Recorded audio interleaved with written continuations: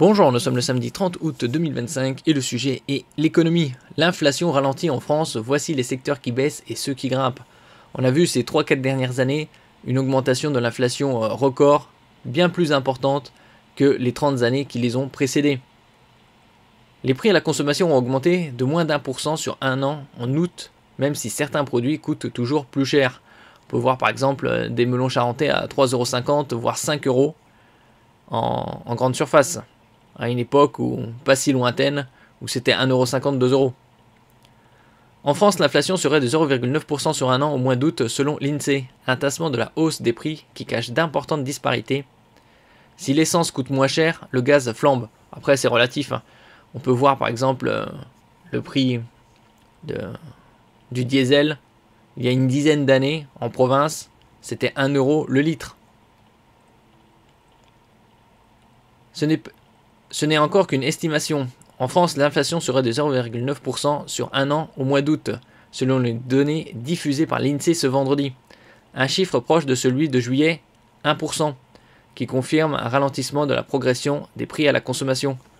N'oubliez pas de vous abonner pour plus de news nationales, européennes et internationales sur ce monde merveilleux dans lequel nous vivons.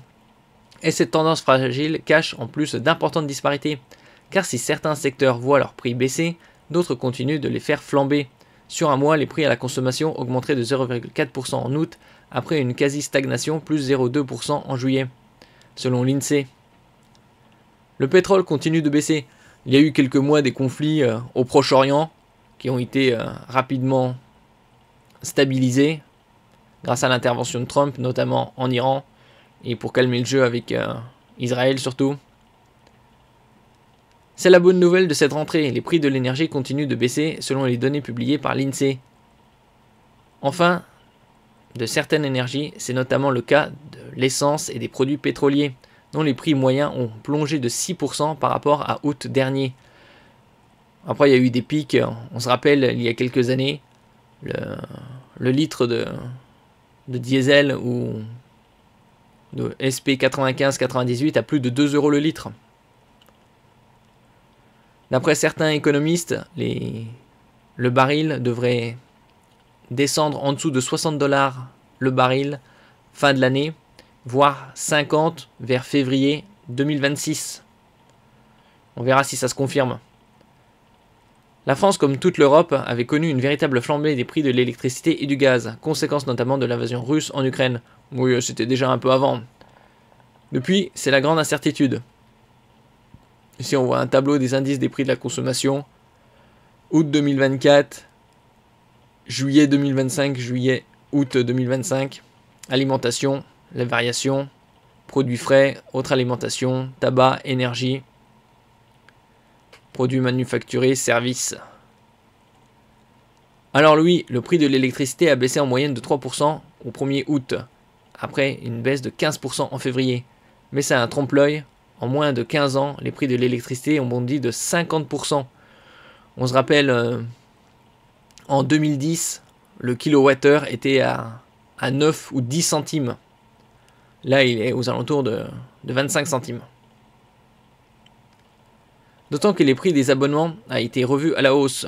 Pour le gaz, la hausse est marquée avec plus 11% sur l'année 2025 selon l'UFC Que Choisir. L'alimentaire continue de grimper. D'après l'Institut national des statistiques, les prix de l'alimentation ont continué à augmenter au même rythme qu'en juillet pour ce mois d'août avec une hausse moyenne de 1,6%.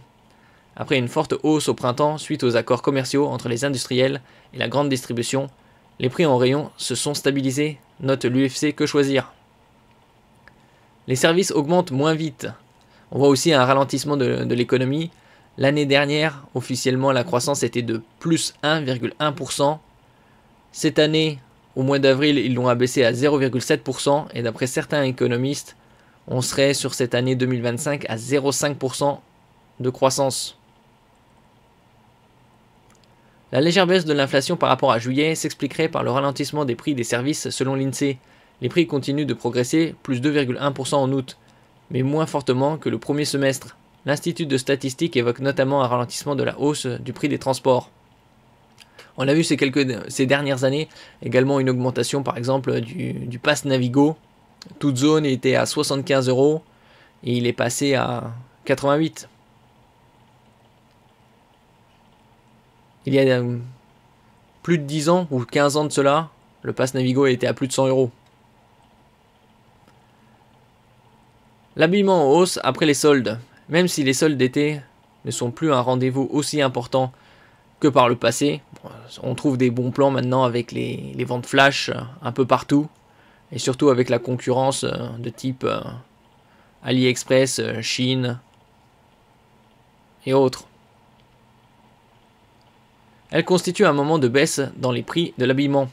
La période étant révolue, les prix des produits manufacturés subissent une hausse saisonnière selon l'INSEE, notamment ceux de l'habillement. Merci pour votre écoute et à la prochaine.